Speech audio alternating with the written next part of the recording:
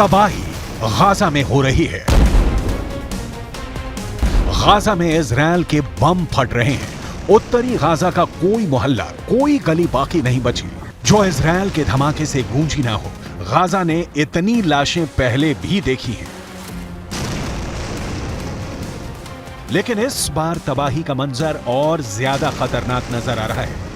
पूरे गाजा में इस वक्त बारूद की बू आ रही है। यहाँ की आबो हवा में बारूद घुल चुका है। इजराइल का दावा है कि उसकी एयरफोर्स गाजा पर रोज 300 से ज्यादा स्ट्राइक कर रही है।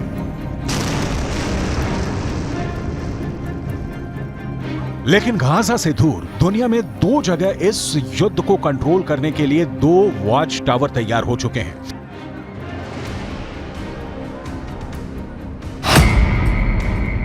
एक है भूमध्य सागर, जहां अमेरिका ने समुद्री बेड़े तैयार कर दिए हैं, और दूसरा है फारस की खाड़ी, जहां चीन ने अपने 6 जंगी जहाज तैनात कर दिए हैं। एक तरफ अमेरिका इजराइल को बचाने पहुंच गया है, तो दूसरी तरफ चीन की तैनाती बताती है कि उसने ईरान को सुरक्षित रखने के लिए अपनी मसल पावर दिखानी शुरू कर दी है। चीन की नौसेना अभी तक दक्षिण चीन सागर में अपनी ताकत दिखाती आई है, लेकिन इस बार फारस की खाड़ी में चीन के 6 जंगी जहाजों का पहुंचना बताता है कि गाजा और फिलिस्तीन का युद्ध अब दुनिया की सबसे बड़ी टक्कर में बदल सकता है। आप बिल्कुल ठीक समझे।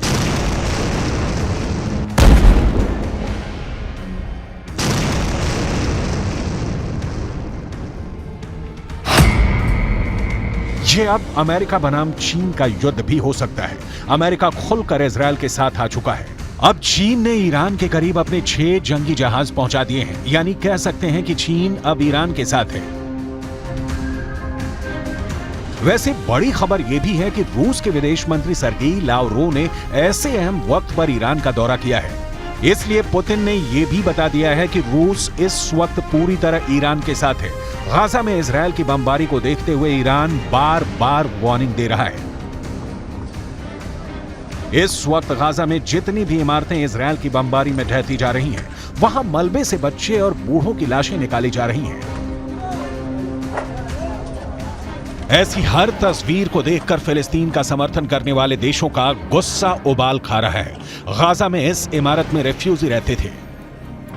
जब इजराइल का बम यहां गिरा तो लोग लाशें गिनते गिनते थक गए। अब यहां चारों तरफ मलबा ही मलबा है। अंदाजा लगाना मुश्किल है कि इस मलबे में कितनी लाशें दबी हुई हैं।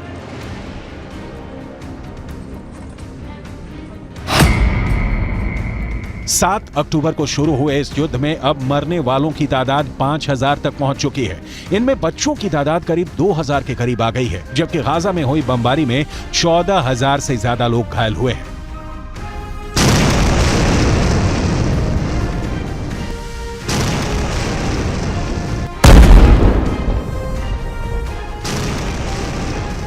गाजा से आ रही तस्वीरों ने पूरी दुनिया को झकझोर कर रख दिया है। इस वक्त गाजा में दुनिया की सबसे बड़ी तबाही मची हुई है, और जैसे जैसे मरने वालों का आंकड़ा बढ़ता जा रहा है, पूरी दुनिया 2 खेमों में तेजी से बढ़ती जा रही है गाजा में तबाही को लेकर। इस बीच रिपोर्ट है कि जर्मनी के स्पेशल फोर्स की एक बड़ी टुकड़ी साइप्रस पहुंच चुकी है। जर्मनी की ये स्पेशल फोर्स अब साइप्रस में अमेरिका, इटली, नीदरलैंड्स और ब्रिटेन के स्पेशल फोर्स के साथ तैनात रहेंगी। यूरोप की तरफ से ऐसी तैनाती एक तरह से नाटो को भी इस युद्ध में खींच रही है। जर्मनी की स्पेशल फोर्स CSG-9 में दुनिया की टॉप क्लास की कमांडो टीम मानी जाती है। कहा जा रहा है कि जर्मनी ने इनको इसलिए तैनात किया है क्योंकि बड़े युद्ध के हालात में पश्चिम एशिया में मौजूद जर्मनी के नागरिकों को खतरा हो सकता है, और तब ये टीम उनको बचाने के लिए ऑपरेशन में लगाई जा सकती है। जर्मनी के स्पेशल फोर्स CSG-9 बहुत ही आधुनिक हथियारों से लैस होती है, और ये बंधकों को रिहा कराने में काफी माहिर मानी जाती है।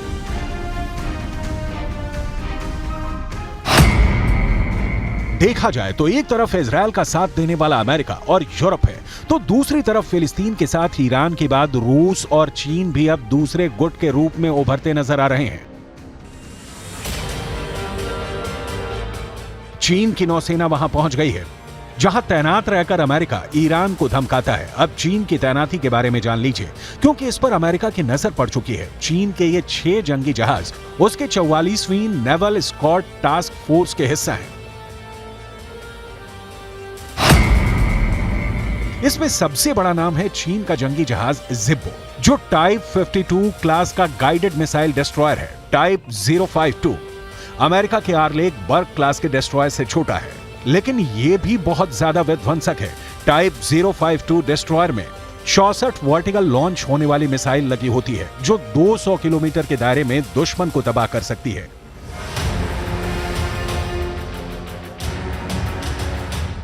कुल मिलाकर यह चीन की तरफ से एक बड़ी स्टेटमेंट है जो उसने ईरान के पक्ष में दे दी है। चीन की यह टास्क फोर्स अमेरिका का कुछ खास नहीं बिगाड़ सकती, लेकिन इसका मौजूद होना ही एक बड़ा संदेश है। वहीं दूसरी तरफ भूमध्य सागर में अमेरिका ने बड़े ऑपरेशन के लिए दो कैरियर तैनात किए हैं। ये ऑपरेशन ऐसे इलाकों में किए जाएंगे जहां से इजरायल के दुश्मनों को दूर रखा जा सके। इसलिए अमेरिका अपना जेराल्ड फोर्ड क्लास का कैरियर और आइजनहावर कैरियर को तैनात कर चुका है। अमेरिका ऐसे ही ऑपरेशन अफगानिस्तान और इराक में भी कर चुका है।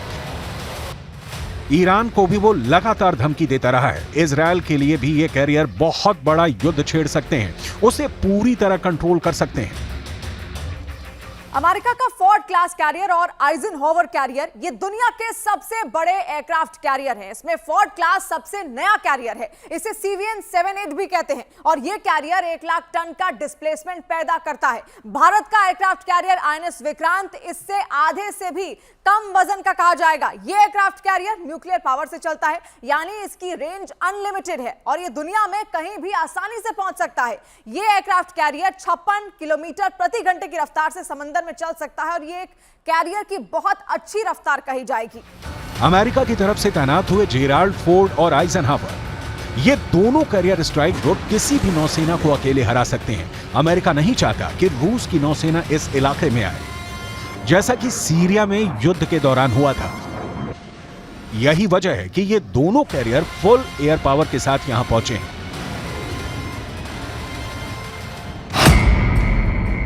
ये दोनों कैरियर ऐसे हैं जिन पर करीब 3,000 नौसैनिक तैनात किए जाते हैं, यानी ये दुश्मनों के लिए भी बहुत बड़ा टारगेट बन सकता है।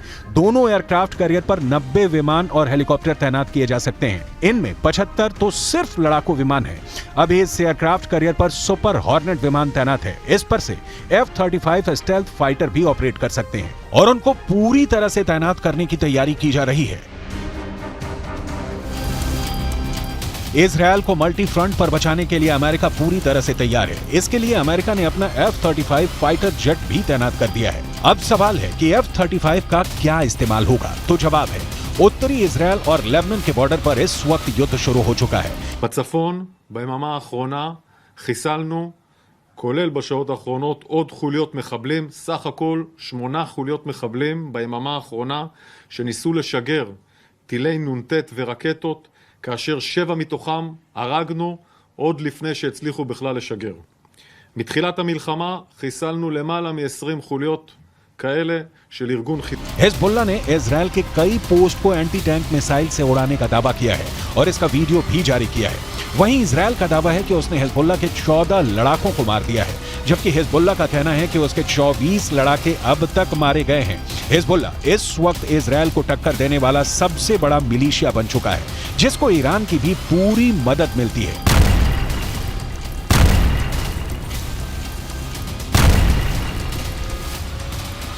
الشهيد هو على خط واحد مع باقي الشهداء ومع المنتظرين إلى تحقيق النصر. هي معركة حق وباطل، هي معركة حق وباطل أينما كانت. أهل الحق واحد وأهل الباطل واحد، والحق منتصر قطعا لا محالة। दुनिया में बहुत सारे खतरनाक फाइटर जेट हैं और आपके सामने है दुनिया का सबसे खतरनाक फाइटर जेट F-35। इस एक लड़ाकू विमान की कीमत 1000 करोड़ रुपए के करीब है। ये एक स्टेल्थ फाइटर जेट है जो रडार की पकड़ में आसानी से नहीं आता। इसकी एक खास वजह भी है। देखिए, स्टेल्थ फाइटर जेट है, कोई भी रडार इसको ट्रैक नहीं कर पाता क्योंकि इसकी बॉडी पर एक खास तरीके की कोटिंग होती है जो रडार की तरंगों को सोख लेती है और इसी वजह से इसको कोई भी रडार आसानी से ट्रैक नहीं कर पाता। इस फाइटर जेट का रडार, एवियोनिक्स और सभी सेंसर सेंसर दुनिया में सबसे आधुनिक बताए जाते हैं, यानी कि सबसे ज्यादा एडवांस टेक्नोलॉजी का इस्तेमाल इसमें किया जाता है। और इसमें पायलट का जो हेलमेट है वो भी बहुत खास है, जिसकी कीमत 3 करोड़ रुपए के आसपास की बताई जाती है। ये बहुत ही आधुनिक हेलमेट है जिसका इस्तेमाल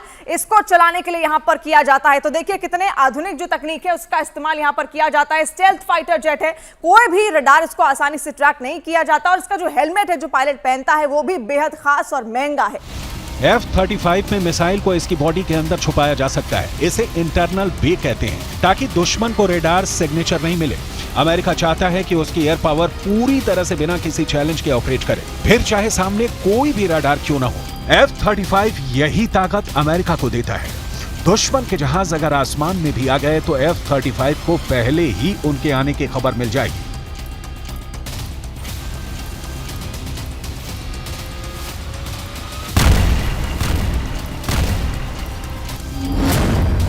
इनके विंग्स में 10 रेडियो एंटीना लगे हैं ताकि दुश्मन के रेडार की वार्निंग मिल सके। इस विमान का कंप्यूटर सिस्टम ऐसा है जिस पर दुश्मन इलेक्ट्रॉनिक अटैक नहीं कर सकता है, यानी इसे हैक नहीं किया जा सकता। इसकी अधिकतम रफ्तार करीब 2000 किलोमीटर है और ये 50,000 फीट की ऊंचाई तक उड़ सकता है।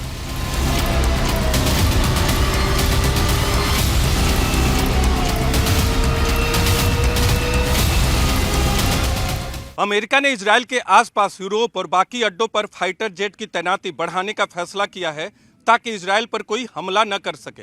इजरायल की वायुसेना पहले से ही एक्टिव है और इस कोशिश के बाद इजरायल को अमेरिका से एक नई ताकत मिलेगी और इस युद्ध में इजरायल पुरजोर ताकत के साथ लड़ेगा। गाजा पर चढ़ाई के लिए इजरायल की फोर्स ने उसे चारों तरफ से घेरा हुआ है। गाजा के बाहर इजरायल के टैंक, गोले, बारूद के साथ खड़े हुए हैं। कमांड सेंटर से जैसा ऑर्डर आएगा ये उसके हिसाब से आगे बढ़ेंगे। लेकिन गाजा के अलावा बड़ा दबाव लेबनान बॉर्डर पर नजर आ रहा है।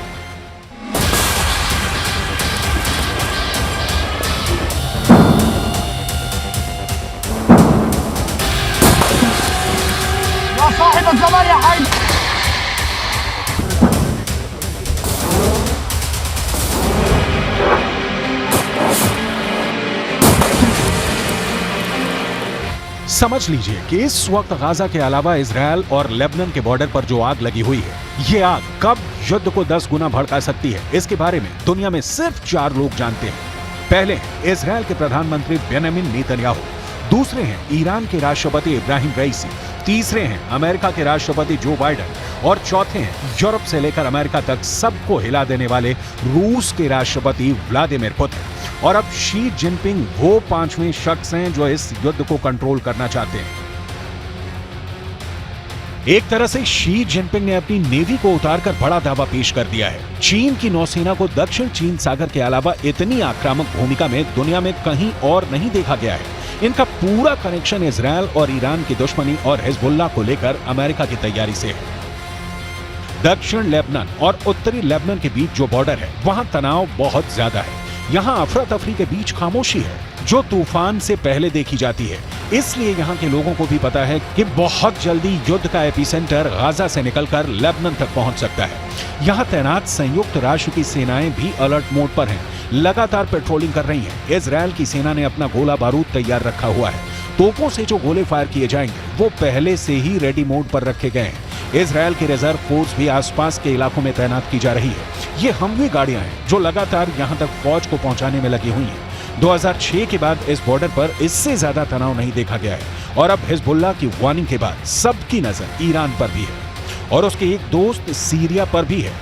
इजरायल ने गोलान की पहाड़ियों पर भी टैंक पहुंचा दिए हैं। ये जगह सीरिया का हिस्सा थी, लेकिन 1967 में युद्ध के बाद इजरायल ने सीरिया के इस हिस्से को अपने में मिला लिया और तभी से यह इलाका इजरायल के कंट्रोल में है। देखा जाए तो इस वक्त पूरे पश्चिम एशिया में युद्ध की चिंगारी पहुंच चुकी है। इजरायल से लेकर गाजा और गाजा से निकली ये आग अब लेबनान पहुंच चुकी है। चिंगारी सीरिया और ईरान में भी नजर आ रही है।